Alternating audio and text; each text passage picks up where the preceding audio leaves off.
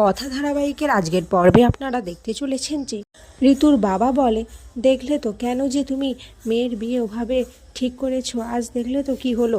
দেখো জয়তী, আমরা মধ্যবিত্ত ফ্যামিলির মানুষ। তুমি একজন স্কুল টিচার আর আমি একজন সরকারি অফিসার। আমরা আমার মেয়েকে খুব ভালোভাবে মানুষ করেছি, ও খুব ভালো মেয়ে। এখন আমার মনে হয় তোমার উচিত ওই ওসি সরকারের সাথেই ওর বিয়ে দেওয়া। জয়তী দেবী কিছু বলে না, চুপ করে থাকে।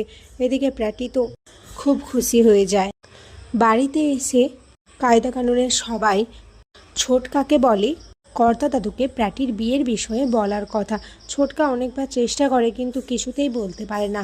শেষমেশ কথা কর্তা দাদুকে বলে যে প্র্যাটি আর ঋতু একে অপরকে ভালোবাসে আর ওরা বিয়ে করতে চায়।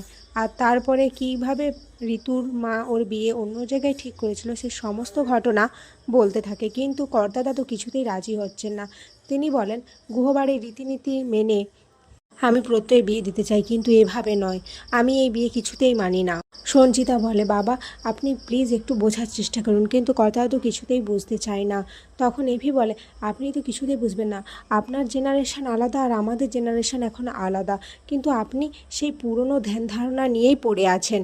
কর্তা দাদু অগ্নির উপর খুব রেগে যায়, বলে, তুমি কি জানো ছোকরা, আমার গুহবাড়ির রীতিনীতি এ সম্পর্কে তোমার কি ধারণা আছে? তুমি তো নিজে একটা উচ্ছৃঙ্খল। এরপর দাদু নাতির মধ্যে ঝগড়া ঝামেলা শুরু হয়ে যায়।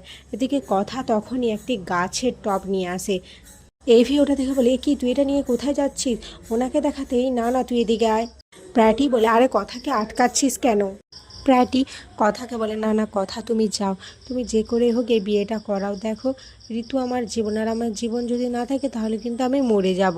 এরপর কথা কর্তা দাদুর সামনে যে বলে, দেখুন কর্তা দাদু, এখানে দুটো গাছ রয়েছে, একটা গাছ আর একটা গাছকে ছাড়া বেঁচে থাকতে পারে না, এরা দুজনেই পরিপূরক।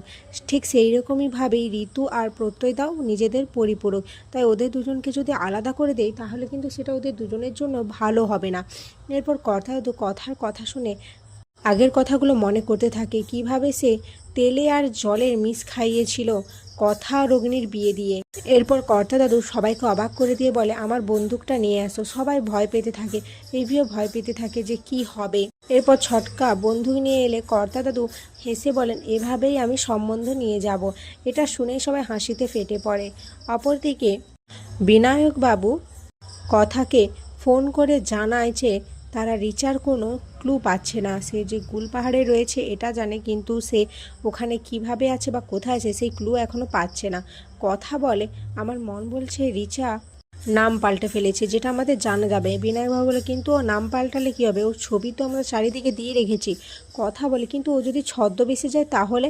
বিনায়কবাবু বলে, হ্যাঁ তুমি ঠিক বলেছ কথা বলি, এখন আমাদের আগে ওর নামটা সম্পর্কে জানতে হবে। ঠিক আছে তুমি চিন্তা করো না, আমি চেষ্টা করছি ওর নাম জানার। এদিকে কথা যখন কথা বলছিল ঠিক সেই সময় অগ্নি চলে আসে। অগ্নির সন্দেহ করে, বলে কথা নিশ্চয়ই কিছু তার থেকে লুকাচ্ছে। এরপর অগ্নি কথার সাথে ভালোবাসার অভিনয় করতে করতে কথার কাছে চলে আসে আর কথার হাত ধরে টান দিলে কথার হাতে কিছু পায় না, কারণ কথা ততক্ষণে ফোনটা একটা ডাস্টবিনের মধ্যে ফেলে দিয়েছিল। এরপর এভি কথার হাতে কিছু দেখতে না পেয়ে বলে, তুই কেন আমার থেকে লুকোচ্ছিস? বারবার বল, কি লুকোচ্ছিস আমার থেকে? কথা বলে, না পাচক মশাই, আমি কিছুই লুকোচ্ছিলাম না, আপনি ভুল ভাবছেন। এভি বলে, আমি স্পষ্ট শুনেছি তুই কারোর সাথে কথা বলছিলিস। কথা বলে, হ্যাঁ আমি তো কথা বলছিলাম আমার মনের সাথে। কি করব বলুন তো, আপনি তো এখনও আমার প্রতি রেগে রয়েছেন, তাহলে আমি এখন কি করব বলুন?